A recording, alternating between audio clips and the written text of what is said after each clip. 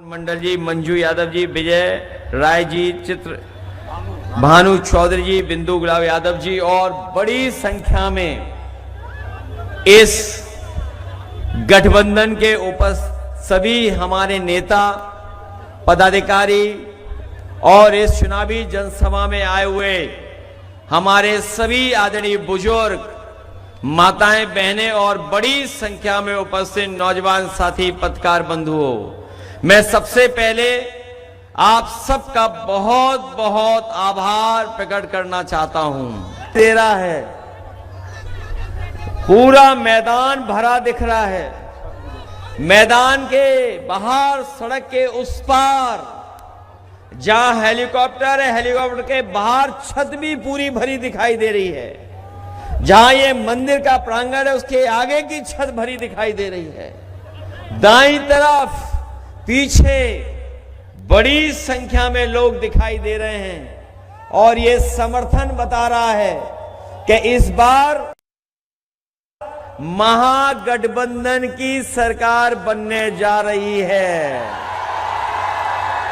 और इस जनसभा में आए हुए जो सुबह से लोग इकट्ठे हुए हैं, मैं इनके चेहरे पढ़ सकता हूं और ये चेहरे की खुशी हमें बता रही है कि इस बार पढ़े लिखे शिक्षक, शिक्षा को समझने वाले, जागरूक और समाज में क्या परिवर्तन आ रहा है, देश में किस दिशा में राजनीतिक दल लेकर के जा रहे हैं, ऐसे बुद्धिजीवी प्रत्याशी हमारे जो यहां पर आपके बीच में डॉक्टर प्रोफेसर विष्णुदेव जी सबसे ज्यादा वोटों से जीत करके जा रहे हैं।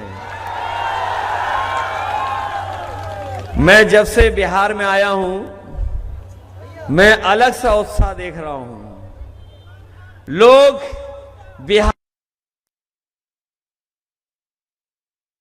बदलना चाहते हैं। बिहार बदलेगा जब सरकार बदलेगी। ये तमाम लोग सरकार बदलने वाले लोग हैं। और मैं जब सुनता हूं लोगों से उनकी उपलब्धियां, कह रहे हम 20 साल से बिहार को आगे ले जा रहे हैं। आपको 20 साल का हिसाब किताब नहीं, 20 साल यहां की सरकार और दिल्ली की लगभग 11 साल, बताओ कितने साल हो गए हैं। 30 साल का हिसाब किताब लेना है और 30 साल का जब हिसाब किताब आप लोगे, ये मिथिला की धरती, मिथिलांचल, ये पवित्र धरती देवी की, काली की, यहां के लोग जानते होंगे जब से भारतीय जनता पार्टी की सरकार आई है, इन्होंने किसान से लेकर के नौजवानों का भविष्य बर्बाद कर दिया है। ये बिहार वो प्रदेश है जिसने समय समय पर संकट से बचाया है। अगर समाज पे संकट आया होगा, राजनीति पे संकट आया होगा, तो यहां की महान जनता ने, बिहार की ने न केवल समाज बल्कि देश को भी दिशा देने का काम किया है। चाहे जयप्रकाश जी, जिन्होंने संपूर्ण क्रांति का आह्वान करके इस देश को बदलने का काम किया, भगवान बुद्ध, भगवान महावीर इसी धरती से संदेश लेकर के निकले और दुनिया में पहुंचाने का काम किया। यही धरती कर्पूरी ठाकुर जी की है, जिन्होंने दबे पिछले, जिन्हें किसी ने सम्मान से नहीं देखा, उनको स्थान देकर के सम्मान देने का काम किया। यही बिहार की वो जनता है जिसमें आदरणीय लालू प्रसाद यादव जी ने जब सामाजिक न्याय की लड़ाई लड़ना शुरू किया, हमारे दबे कुचले, जिन्हें सम्मान नहीं मिलता था, न जाने किस किस तरीके से अपमानित होना पड़ता था, उन तमाम लोगों को सम्मान का जीवन देने का काम किया, सम्मान का, उनको समाज में एक स्थान देने का काम किया। मैं याद दिलाना चाहता हूं बिहार के लोगों को, बिहार के लोगों ने पहले भी रथ रोका था, याद हो आपको, और इस बार भी बिहार की जनता रथ रोकने जा रही है। रोकोगे आप लोग? और मैं पूरे बिहार में सुनते आ रहा हूं, अब की बार एक नारा और उसमें जोड़ दो, तेजस्वी सरकार के साथ साथ बिहार से बीजेपी बाहर। बताओ इस बार अब की बार तेजस्वी सरकार के साथ साथ बीजेपी परेशानियों के साथ अपनी फसल पैदा करते हैं। बताओ हमारे किसान भाई, आपको याद होगा कि यही बीजेपी के लोगों ने कहा था कि हम किसानों की आय दोगुनी करेंगे, लेकिन बताओ किसान भाइयों, किसी की आय दोगुनी हुई क्या किसान भाइयों? और हमने तो यूपी में देखा है, जहां से देश के प्रधानमंत्री आते हैं। सुना है आपके बगल के जिले में प्रधानमंत्री जी आए थे, जाने कहां आए थे, दिल्ली से आ रहे हैं आजकल समझाने, लेकिन अपने प्रदेश में नहीं समझा पा रहे हैं। वहां खाद की बोरी में चोरी हो रही है, खाद की बोरी में चोरी, पहले 5 किलो फिर 5 किलो। क्या बिहार में भी खाद की बोरी में चोरी है? जब किसान को खाद चाहिए तो खाद नहीं, और खाद के साथ साथ सुना है राशन में भी बड़ी हेराफेरी हो रही है, और राशन का एहसान जता के, बताओ गरीबों पे एहसान जता के राशन का। हम तो कहना चाहते हैं, ये बिहार की धरती वो धरती है, अगर यहाँ की खेतों को, यहाँ की धरती को बाढ़ से बचा लें और सही समय पर बीज उपलब्ध करा दें, खाद दे दें, तो बिहार के किसान न केवल बिहार की जनता का पेट भर सकते हैं, बल्कि पूरे भारत देश के लोगों का पेट भर सकते हैं। ऐसी उपजाऊ जमीन है, इतना उपजाऊ जमीन है यहां पर। और ये तो आय दोगुनी करने जा रहे थे। बताओ किसान भाइयों, आय दोगुनी जाने कहां पहुंच गया।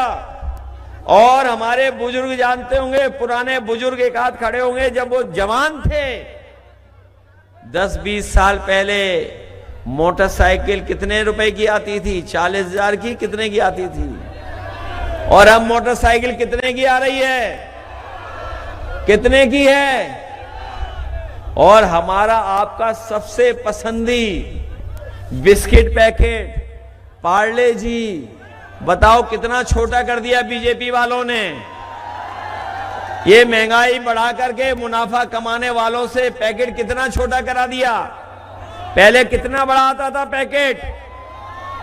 और यही नहीं, हम अपने पत्रकार साथियों से कहना चाहते हैं, ये बहुत बुद्धिजीवी हैं, पढ़े लिखे हैं, हमारे प्रत्याशी भी बहुत पढ़े लिखे हैं। पहले बुखार ठीक हो जाता था पैरासिटामोल गोली में, पहले जब बीजेपी की सरकार नहीं आई थी तब बताओ 500 ग्राम की पैरासिटामोल गोली से ही बुखार ठीक हो जाता था। आज बताओ डोलो वाली लेनी पड़ती है, कितने एमजी की है बताओ? 600। बताइए 650 में बुखार उतर रहा है, पहले कितने में बुखार उतरता था? बीजेपी की सरकार नहीं आई थी तब बताइए हमारे गरीबों का, हमारा आपका बुखार 500 mg में ही उतर जाता था एक पैरासिटामोल गोली में। अब वो नई गोली है डोलो, 650 की खानी पड़ती है, तब जाकर के बुखार उतरता है। बताओ बेईमानी कर रहे हैं कि लोग ये नहीं कर रहे हैं बेईमानी? कितनी बेईमानी कर रहे हैं। ये कहते थे कि डॉलर ऊपर जा रहा है, रुपया नीचे जा रहा है। और पहले जब ये बीजेपी नहीं आई थी तब 60 रुपए में $1 आ जाता था, और आज 90 रुपए में $1 आ रहा है। महंगाई बढ़ाई है। आप बताइए हमारे आपके घर परिवार में अगर शादी हो किसी गरीब परिवार के में, तो पहले एक चीज सोने की लेकर के अपनी बेटी को विदा कर देते थे। घर परिवार में हमारी माताएं बहनें सोना खरीद लेती थी, थोड़ा बहुत छोटा सा। बताओ आज सोना कहां पहुंचा दिया? कितना महंगा कर दिया। ये जितनी हमारी माताएं बहनें बैठी हैं, किसी के पास सोने का सामान नहीं होगा। ये सोना क्यों महंगा हो रहा है? ये सोना इसलिए महंगा हो रहा है क्योंकि बीजेपी के लोग सब पैसा इकट्ठा बंडल में कर रहे हैं। बंडल तो समझते होगे, बंडलों में इकट्ठा कर रहे हैं। जब पैसा बंडलों का खत्म हो गया तो अब सोने में इकट्ठा कर रहे हैं, इसीलिए सोना महंगा हो गया। बताओ सोना कहां पहुंचा दिया इन्होंने? महंगाई है कि नहीं है आपके? तब तेजस्वी जी ने कहा है कि हम अपने नौजवानों का भविष्य सुधारने के लिए हर गरीब परिवार के नौजवान को नौकरी और रोजगार से जोड़ने का काम करेंगे। बताओ वो नौकरी देना चाहते हैं?